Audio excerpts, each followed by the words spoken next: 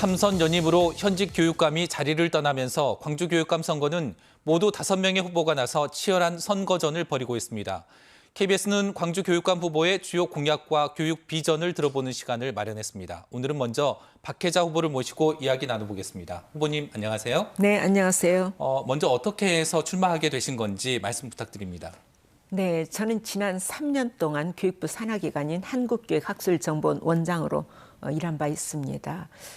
그런데 정말 시기적으로 팬데믹을 우리가 이제 겪었고 그 팬데믹 현상 속에서 교육의 중단 위기가 굉장한 사회적인 이슈가 됐습니다. 네. 근데 그 교육의 중단 위기를 막아내야 되는 책임이 저한테 그 송두리째 저한테 주어진 것이고 그 팬데믹의 속에서 교육의 중단을 막아내면서 제가 느낀 것이 많았습니다. 네. 첫째, 미래교육으로의 대전환이라고 하는 것은 피할 수 없는 우리 교육의 방향이다라는 생각을 했고 17개 교육청들을 비교하면서 결국은 우리 광주교육이 나아가야 될 방향을 제가 발견하게 된 것입니다. 그 점에서 제가 새로운 소명을 찾게 된 것이죠. 네.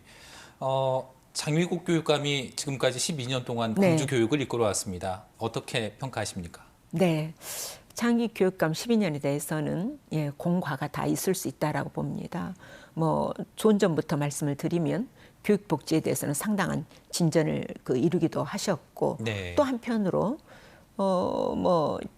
그 촌지 문화를 없앴다라는 걸 스스로도 굉장히 자랑스러워하시는 네, 것, 네. 그 점 저도 인정합니다. 그러는 이제 보다 중요한 문제는 많은 학부모들께서 실력이 하향평준화됐다라고 하는 비판이 크게 있고, 그다음에 이제 제가 보기에는 또 그 지능 논리에 따라서 지나치게 갈등이 심화되어 있는, 그래서 갈등을 해소하려고 하는 통합적인 그런 노력들이 우리가 부족했던 거 아닌가, 그런 생각을 하고 있습니다. 네. 그렇다면 후보님이 그리는 광주 교육의 미래와 비전은 어떻게, 뭐라고 생각을 해도 될까요?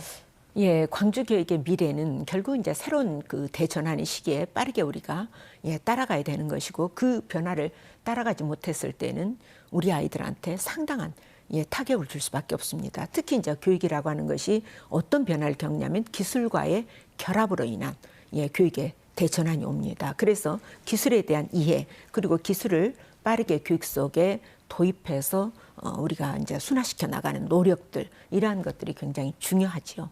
그래서 이제 소위 에듀테크라는 말을 쓰게 됩니다. 이 에듀테크는 과거 우리가 이제 물고기를 잡을 때는 맨손으로 잡았어요. 그리고 그것이 당연하다 봤지만 지금은 그렇지 않습니다. 물고기를 잡는데도 다양한 도구를 활용해서 훨씬 더 효과적으로 물고기를 잡을 수 있는 시대가 된 것이죠. 네.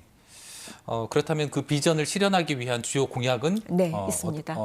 뭘까요? 그 이제 첫째로는 그 실력의 문제를 잡기 위해서 일제고사를 보는 윤석열식의 접근 방법이 아니라 우리 아이들의 데이터를 정확하게 객관적으로 분석해내는 것이 더 중요합니다. 그래서 디지털 이력제를 실시하게 되면 우리 아이들이 어떤 과목에서 강점을 가지고 있고 또 어떤 점에서 부족함이 있는지, 그래서 강점은 키워주고 부족한 점은 빠르게 우리가 보완해주는 그런 노력들이 가게 되면 1대1로 우리가 맞춤형 학습체제로 전환을 할 수가 있습니다. 그래서 그 점을 통해서 우리가 학생들의 실력을 향상시킬 수가 있다라고 보고요.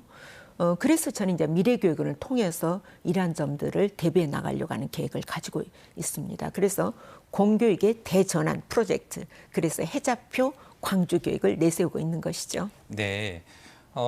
지방선거를 열흘 남기고 범민주 후보 단일화를 주장한 것으로 알고 있습니다. 네. 배경과 이에 대한 평가가 엇갈리고 있는 것 같은데요. 어떤 입장이신가요? 네, 그럴 수 있습니다. 특히 이제 윤석열 정부가 들어서면서 보수 정권 속에서 교육의 이제 보수로의 회귀라고 하는 문제, 아까 교육에 있어서 보수와 진보가 있느냐라는 말씀도 할 수가 있습니다.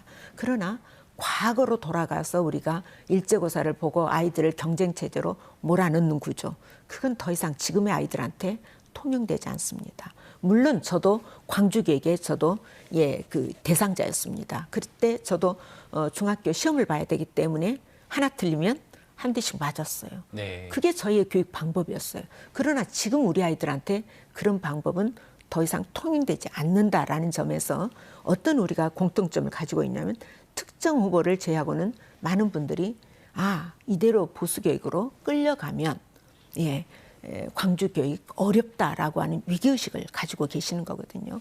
그 점에서 어떤 그 공통적인 지향점을 좀 찾을 수 있다라고 저는 봤습니다. 네. 마지막으로 광주 시민들에게 하시고 싶은 말씀 짧게 부탁드립니다. 네, 광주 시민 여러분께 제가 간곡하게 드리고 싶은 말씀이 있습니다. 우리가 흔히 이제 이런 말을 합니다. 엄마는 결코 자식을 포기하지 않습니다.